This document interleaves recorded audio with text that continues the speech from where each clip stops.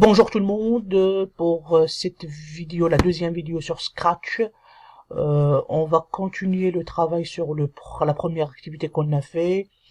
On a parlé donc on a construit sur la première vidéo donc un carré. Donc le but de cette activité aujourd'hui, c'est de tracer trois carrés identiques l'un après l'autre. Donc c'est-à-dire j'aurai un premier carré là, le deuxième et le troisième il est là. Donc là, je reprends le fichier de la dernière fois. Donc là, on se rappelle très bien. Donc quand on exécute notre programme, donc là, la coccinelle va nous tracer donc quoi? Un carré. Tac, un carré. Un carré. Et trace un carré. C'est très bien. Donc ça marche. On a dit qu'on peut ajouter, par exemple, attendre, par exemple, une minute pour voir un peu qu'est-ce qu'il fait. Tac, tac, tac et tac. Donc il nous a tracé un carré. Donc là, il nous faut encore deux carrés, l'un après l'autre. Donc, qu'est-ce qu'on peut faire? Donc là, il nous a tracé, donc répété 4 fois, donc là, donc la répétition 4 fois, donc là pour un carré. Donc là, on doit rajouter encore la boucle répétée. La boucle répétée, combien de carrés? Il nous faut 3 carrés.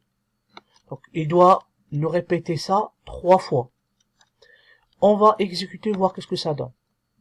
Tac, tac, tac. Donc là, le premier carré, le deuxième carré, et le troisième carré. Donc là, il y a un problème dans la construction, que moi je veux pas des carrés qui sont confondus. Je voudrais un carré, ensuite un carré, ensuite un carré.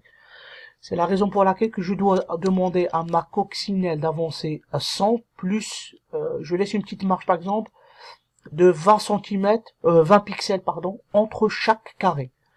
Donc là, je vais lui demander apparence, donc pardon, mouvement, avancer 100 plus 20, avancer de 120. On va demander, donc exécuter ces instructions, on va voir. Tac. Déjà, c'est mieux. Très bien. Donc là, on a 3 carrés. Voilà, très bien. Donc là, on a 3 carrés. C'est mieux que tout à l'heure. Mais le problème, moi, je veux pas voir ces petits espaces-là, donc l'écriture qui est entre les carrés, là. Les carrés, il y a une écriture. C'est-à-dire, il y a un traçage c'est-à-dire de 20 pixels, ici. Je voudrais pas c'est-à-dire que le stylo, il s'arrête là, mon stylo. Et entre les trois carrés, il n'y a pas c'est-à-dire de traçage en fait. Pour cela, je dois aller donc vers stylo, relever le stylo, et on va voir. On va exécuter.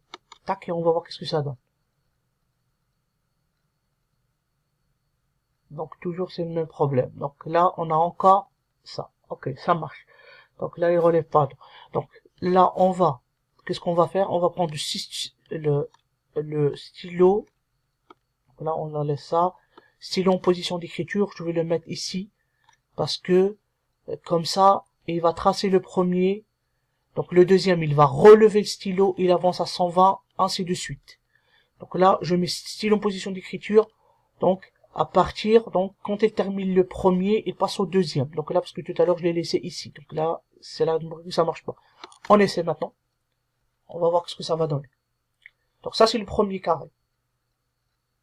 Deuxième carré. Et le troisième carré. Très bien. Donc là, c'est parfait. Donc là, on n'a pas les 20 pixels entre les deux ne sont pas tracés. Et on a trois